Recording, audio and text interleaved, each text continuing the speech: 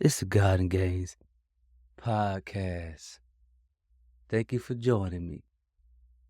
So, here's how I see it. I'm thinking God is sitting in all eternity and he decides to create angels in heaven. And when he created them, he created them with a purpose. And he gave them that purpose. And they loved him because that's how he created them. Almost like programming. Right? So you have these angels and their rankings and their assignments, and they're almost programmed in, and they're worshiping, they're praising, and God is saying, "You know what? I like this praise and worship. However, that's how I made them. Wouldn't it be cool to have some family, some real family to love me, not because I created them to love me, but I just create them and they love me by choice." And so he created us. And people say, well, what is my purpose in life? Why was I created? Well, I'll tell you, the way I see it, we are all created to praise God, to give him the glory, to love him because he first loved us. He chose us to choose him. And many of us did already. Some of us have not yet, but will. But we get the choice to love him. And isn't it beautiful to have someone choose to love you? I know I like that. I'm married, and my wife does not have to love me, but she does.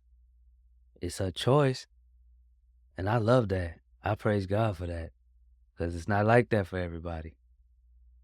But the cool part, what really got me, is my wife gave me a reading assignment. So she's a reading specialist. I love reading anyway. And she gave me a reading assignment. She asked me to read this book, which I think is for elementary kids, and it's called Why Not? Written by a guy named Kobe Yamada. And it's a pretty good book. It's encouraging. It's pretty much is encouraging you to live and explore, to enjoy every piece of life, the mountaintops and the valley low. Appreciate all of it. So I sat out and I read it, and it was very inspiring. I even took some screenshots so I could post it, share it out because I want to share that inspiration.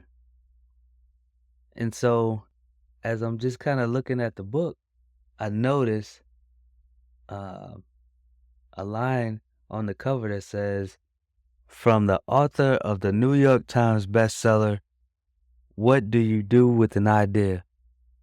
I kind of stared at the sky and just kind of thought about that. What do you do with an idea? Haven't read the book, but just going over what could be in the book. And I thought about something. I thought about Gainesville Gym, my gym, and how it started as an idea in my mind. And here it is. I have it. It's not exactly where I want it to be right now, but I'm thankful for where it is. And then I kind of, just look at God the creator who created us with a purpose, and he also created us to create. And now I have this gym that started as an idea in my mind. I have a logo, I have supporters, I have people watching my YouTube, watching my Instagram. Um, they're wearing my t-shirts, my hats, and my socks and things like that. And it's just amazing for someone to take an idea out of their imagination and bring it into reality. And I love that. And I said, well, wow, that started from an idea. And I'm guessing in that book, What Do You Do with an Idea? The goal is to bring it to reality. So life is difficult. Life has, it has its challenges, especially these days. And there's so many distractions, so many hangups, so many problems you're trying to manage, and it could really weigh on you.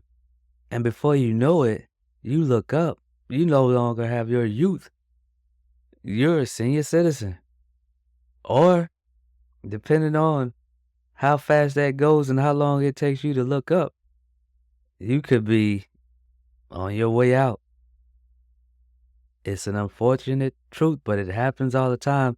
I heard someone say the richest place or the wealthiest place on earth is the graveyard because so many people die with their dreams, their talents, their ideas, their goals just unrealized. So at the risk of sounding like every other motivational speaker or some Pinterest board, I do want to kind of ask you, what do you do with an idea? Here's my suggestion. Sit down, chew on that idea. Find out if it's something you really want to pursue. And here's the good news. A lot of times if you fail, you never fail. You learn. If you look over history, people who achieved their dreams and their goals, it didn't happen overnight. They were working at it, chipping away at it, trying, failing. One of my favorite quotes is, how do you eat an elephant? One bite at a time. The thing of it is, you will have challenges, and there'll never be a right time, and I see that. I'm the kind of person who may struggle with um anxiety and depression, and just looking at life through a uh a cracked lens.